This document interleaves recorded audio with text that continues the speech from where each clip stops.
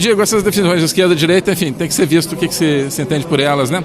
Nesses últimos dias têm surgido várias publicações, artigos que procuram, né, identificar um pouco isso, estudar um pouco isso, sob a perspectiva que eu procurei apontar, né, de ver semelhanças, proximidades entre esses movimentos né, nazistas da Europa do metade do século XX e movimentos de extrema esquerda, chamados, né?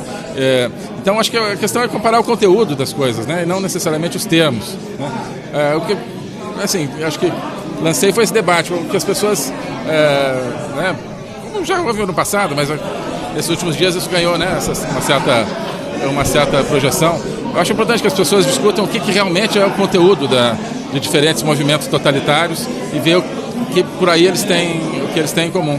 E não existe totalitarismo de extrema-direita, então, na sociedade? Não, pois é isso que eu digo, assim, acho que tem que ver o conteúdo, né, o que você entende por totalitarismo, o que entende por extrema-direita, o que você entende por extrema-esquerda, né, ao longo da história, sobretudo da história do século XX, né, porque eu acho que muitas vezes a associação do nazismo com a direita foi usada para denegrir movimentos que são considerados de direita, linhas de pensamento que são consideradas de direita, que não tem nada a ver com o nazismo, né?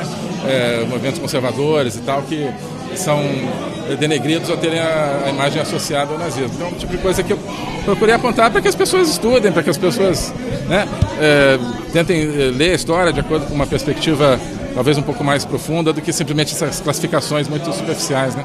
Ministro, a presença do primeiro-ministro Netanyahu no muro junto com o presidente Bolsonaro, é um reconhecimento da demanda israelense por Jerusalém? Não, só um momento de religioso, digamos, né, do presidente visitar talvez o grande símbolo, né, da religião judaica, que ele respeita tanto, em companhia do primeiro-ministro. Mas então, é a primeira vez que o chefe do Estado brasileiro o faz, não é? Sim, mas assim, independentemente disso, um movimento, um momento puramente, digamos, religioso, de devoção e de homenagem à religião judaica, sobretudo. Pode ter alguma mudança em relação à Palestina? O governo brasileiro estuda alguma mudança em relação à Não, não estamos pensando nisso, não. Para quais países árabes o senhor vai essa próxima viagem do presidente? Para algum país árabe? Nós estamos identificando, o presidente gostaria muito de visitar países dessa região, com vários deles nós já temos falado e temos... Onde? No norte da África? Não, no norte da África, então, assim como também no Golfo e aqui entre os vizinhos de Israel, nós estamos identificando, assim, gostaria muito de visitá-los em breve, sim. Mas voltando à questão anterior, vocês estiveram hoje no Museu do Holocausto. Certo. O senhor chegou a conversar com historiadores de lá sobre essa questão? Não conversei. Apenas olhamos lá, enfim, Qual é a opinião do senhor? a exposição que estava havendo. Sobre a reação do mundo árabe, né? A gente ouviu o presidente, mas enfim, o Hamas se manifestou sobre os passos que o presidente deu aqui. A autoridade palestina disse que pode chamar o embaixador do Brasil para consulta. Enfim, como é que o senhor vê a reação do mundo árabe com relação à visita do presidente a Israel? Com muita tranquilidade, enfim, nós entendemos que essa visita possa ter suscitado algumas preocupações, queremos ouvir, como já tínhamos ouvido um pouco antes, e ouvir preocupações deles, enfim, num espírito totalmente construtivo e de amizade que nós temos com eles também. Estaremos sempre prontos a ouvir enfim, né, esclarecer alguma coisa sobre a nossa relação com Israel, que, como eu dizia, enfim, não tem por que ser um jogo de soma zero em relação aos países árabes, muito pelo contrário, queremos avançar com ambas as vertentes. Desculpa insistir sobre o muro, ministro, claro. Mas enfim, não dá para dizer que o presidente, o senhor, não sabe que a visita àquele local tem uma leitura política, uma leitura diplomática além da religiosa. E a véspera da eleição. A véspera da eleição em Israel. Se vocês insistem que foi puramente religioso, a gente não consegue.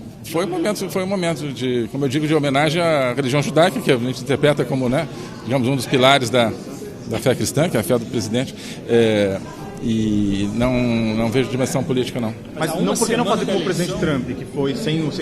Pois é, Uma enfim. semana da eleição aqui em Israel, uma eleição disputada, não é uma questão não vemos como questão política. Essa aproximação muito identificada com o governo do Benjamin Netanyahu. Vocês não temem que vai ter eleição, ele pode perder.